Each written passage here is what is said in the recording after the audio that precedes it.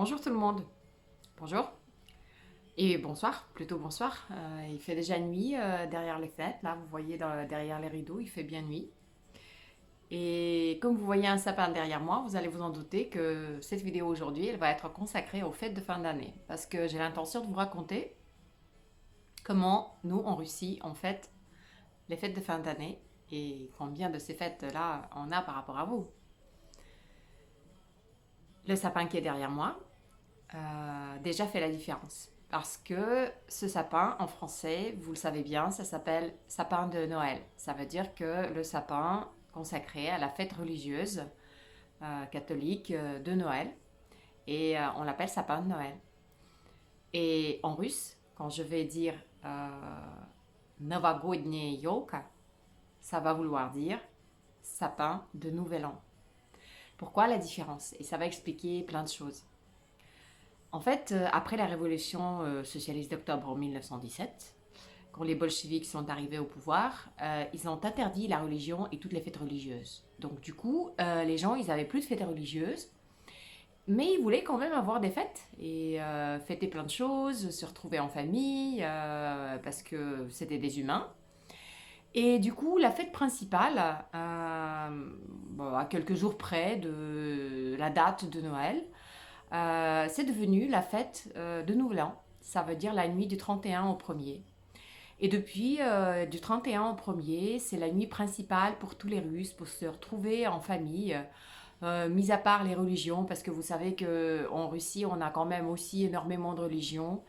Et donc les Russes et toutes les nationalités qui vivent sur le territoire de la Russie, en fait, plutôt cette nuit-là. On se retrouve en famille, on se met à table, on fait une grande table avec plein de bonnes choses à manger. Souvent, les gens, ils vont après, peut-être dehors un petit peu, dans la neige, parce que souvent, dans beaucoup de régions de Russie, le 31 décembre, vous allez avoir de la neige. Les gens, ils adorent faire des feux d'artifice cette nuit-là. C'est une grande fête et on a beaucoup de traditions liées exactement à cette nuit du 31 au 1er. Et je vais encore revenir à ça et vous allez avoir plus de détails. Donc maintenant, vous savez que ici on fête beaucoup plus le Nouvel An que Noël. Mais il y a une chose très importante que vous ne savez pas. C'est qu'en fait, pour ceux qui sont en Russie chrétiens, on est la plupart chrétiens orthodoxes. Et chrétiens orthodoxes, c'est une église qui s'est séparée de l'église chrétienne un peu plus tôt que par exemple les protestants, qui a formé sa propre église à part. Et donc cette église-là, elle a un calendrier à part. Vous avez peut-être entendu parler que dans le monde entier, à la fin du XVIe siècle, le monde entier, ou en tout cas l'Europe, l'Europe a passé à un calendrier qu'on utilise jusqu'à présent qui s'appelle le calendrier grégorien. Parce qu'avant, tout le monde était au calendrier julien, qui s'appelait calendrier julien. Et en fait, c'est parce qu'il y a eu l'astronomie qui est arrivée, ils ont mieux calculé les jours, combien de jours il y a dans l'année. Et donc, du coup, à ce moment-là, ils se sont retrouvés avec une différence de 12, je crois, 12 jours entre les calendriers. Et l'Europe, elle a bien passé fin du XVIe siècle à ce fameux calendrier en gardant Noël 24 décembre, la nuit du 24 au 25.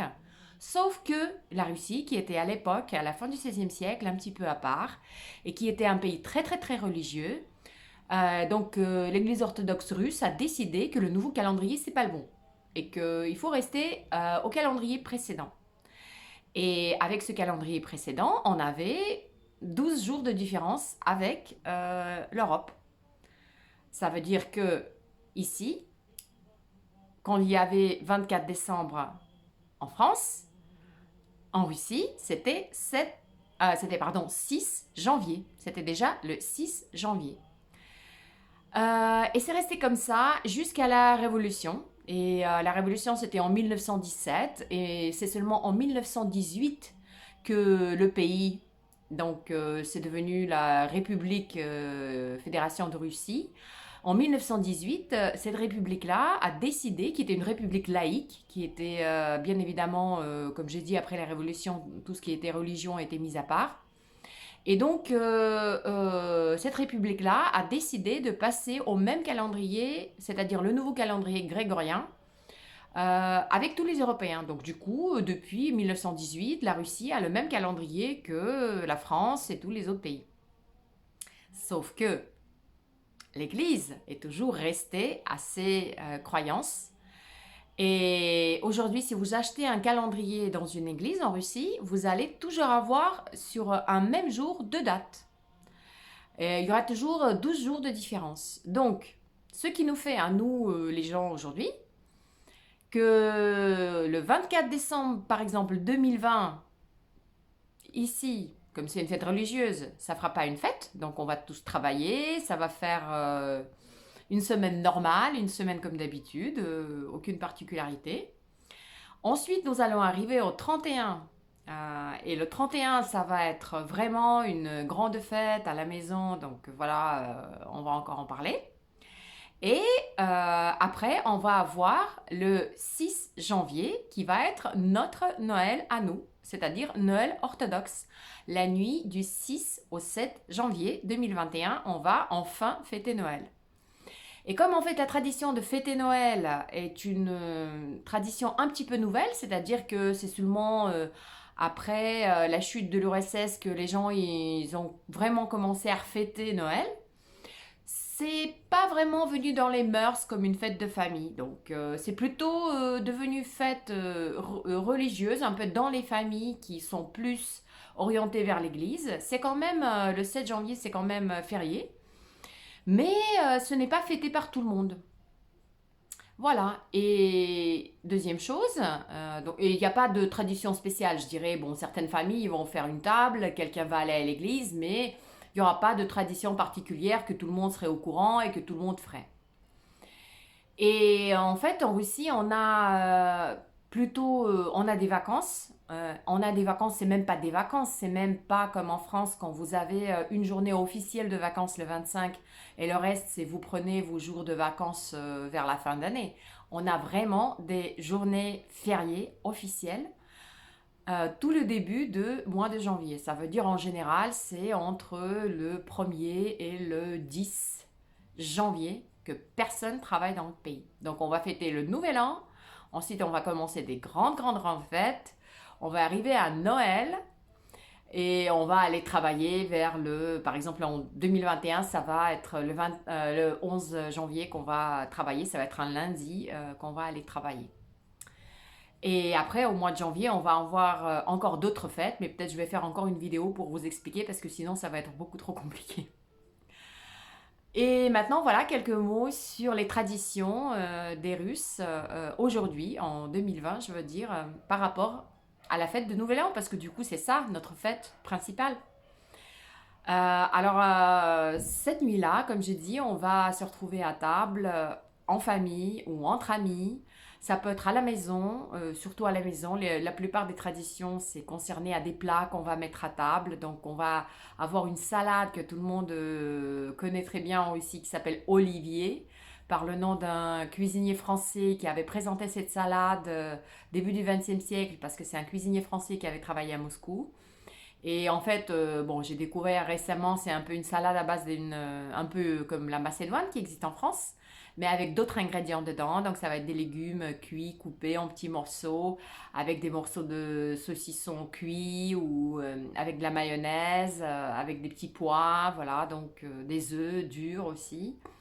Donc ça va être une salade un peu comme ça, qui est un peu le plat traditionnel qu'on a depuis l'époque soviétique, parce que c'était des produits alimentaires qui étaient possibles à retrouver en Union soviétique. Bah, d'ailleurs, le grand cuisinier Olivier, la recette de base, elle était beaucoup plus compliquée, mais il avait les moyens à l'époque, début du XXe siècle.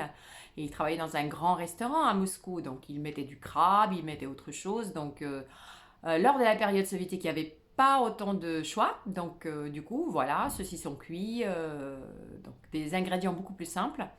Mais les gens, ils cuisinent ça. C'est vraiment des grands plats de cette salade. Donc, on en mange pendant plusieurs jours après. D'autres salades aussi. Après, il y a une salade à base du hareng.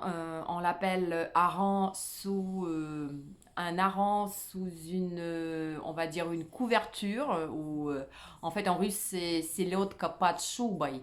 Шуба, ça veut dire manteau de fourrure. Donc en fait c'est un hareng sous un manteau de fourrure, mais c'est pas de la fourrure. Évidemment, c'est des pommes de terre, des betteraves, des carottes, avec de la mayonnaise. Bon, difficile d'expliquer, ça va faire un petit peu bizarre en français, mais je sais. Mais bon, c'est ce qu'on mange aussi traditionnellement. Après, il y aura des plats chauds. Ça, il n'y a pas d'obligation bien spécifique comme une dinde ou quelque chose comme ça. Donc, ça va être plus la, la, la patronne de la maison, la cuisinière de la maison qui va décider ce qu'elle va cuisiner. Mais en fait, on a tellement d'entrées en général que après les gens ils mangent presque jamais les plats, ils mangent presque jamais les desserts parce que ils en peuvent plus. Et quand on se met à table, on commence par dire au revoir à l'année passée. Ça veut dire que les gens ils commencent à boire, ils commencent à fêter à partir de 10-11 heures. Donc on va déjà prononcer plusieurs toasts avant minuit. Et à minuit, donc voilà, à minuit, ce qui va se passer, c'est que 5 minutes avant minuit, le gouverneur du pays, c'est-à-dire aujourd'hui c'est les présidents, mais avant c'était des secrétaires généraux de parti communiste, mais aujourd'hui c'est des présidents, donc il va prononcer un discours, mais c'est pas le discours comme le discours du 31 décembre en France, qui est un discours politique. Là, ça va être un discours très très très solennel avec juste pour souhaiter des bonnes choses à la population, dire quelques mots. Donc il n'y a pas de mots de politique du tout dans ce discours. Je pense que c'est très très bien écrit en général. Donc les gens ils sentent plutôt une ambiance solennelle lors de ce discours. Et le discours il va être toujours terminé par le bruit de la cloche du Kremlin. Donc on a sur une des tours de Kremlin, on a une grande cloche. Et on va toujours voir cette image à la télévision à partir de, on va dire, quelques secondes avant minuit. On va voir à la télévision à un grand écran cette cloche. On va voir avancer l'heure et à minuit pile, on va entendre un bruit de la cloche et le battement, ça va battre 12 fois, 12 fois. Et le temps qu'on entend ce bruit, que ça bat pendant 12 fois, ce qu'il faut faire bien évidemment, il faut avoir le temps d'ouvrir la bouteille de champagne, il faut avoir le temps d'écrire sur un petit bout de papier les vœux. Il faut brûler les vœux et mettre les cendres dans votre verre de champagne et boire le verre de champagne. Alors ça c'est obligé parce que sinon c'est vraiment, vous n'allez pas avoir de bonnes choses qui vont se passer dans toute l'année, dans ce cas-là 2021. Donc il faut être à plusieurs, il faut être bien préparé, avoir les stylos, les petits papiers, faire tout rapidement. Bon, il faut trinquer bien évidemment. On s'embrasse pas spécialement à ce moment-là parce qu'on n'a pas le temps en fait, il faut qu'on écrive. On fasse nos vœux et tout ça. Et ben voilà, après c'est la fête, il y a toujours des concerts à la télévision, donc il y a des gens qui regardent ça, il y en a qui regardent pas. Il y a des artistes russes qui passent, ça fait toujours objet d'une discussion, comment c'était cette année, est-ce que c'était bien, c'était pas bien, en général c'est les mêmes, donc les gens ne sont pas contents. Mais il y a toujours une chaîne, qui nous met après minuit ABBA. Toutes les grands hits de ABBA, et ça fait toujours Noël, Happy New Year, et tout le reste. Et encore une chose super super importante pour les Russes, on a un film culte. Donc je vous jure, 2020 et 2019, j'étais pas en Russie pour voir pour le jour de Nouvel An.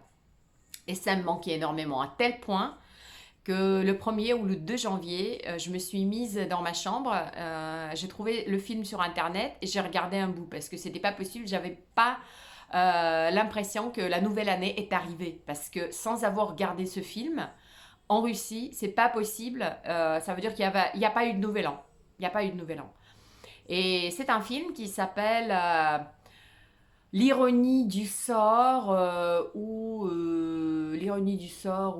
bon après ça va être difficile en français, donc après c'est des souhaits qu'on fait après avoir sorti du bain russe, et c'est une histoire un petit peu sentimentale en même temps, un peu une situation qui n'arrive jamais. Ça veut dire c'est quelqu'un qui se retrouve dans un endroit qui s'attendait pas.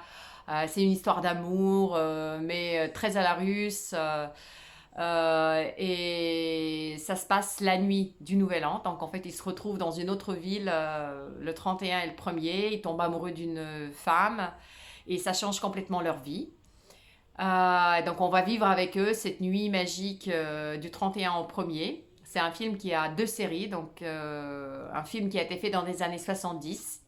On a tous grandi avec ce film, on le connaît tous super bien, donc si on n'a pas ce film, ça veut dire que Nouvel An n'est pas arrivé. Donc voilà, vous connaissez un petit peu maintenant comment nous on fête les fêtes de fin d'année. Je vous ai raconté un peu pour le Nouvel An, comment ça se passe, pour Noël en Russie. Et je pense que je vais vous raconter un petit peu encore combien de fêtes on a le mois de janvier. Parce que ça, c'est vraiment quelque chose de très particulier à vivre. Donc, je vous conseille de venir en Russie en janvier parce que là, vous n'allez pas arrêter de fêter. Donc, arrivez le 30 décembre et jusqu'au 26, 25, ça n'arrête jamais. Donc, j'espère à bientôt en Russie. Ciao!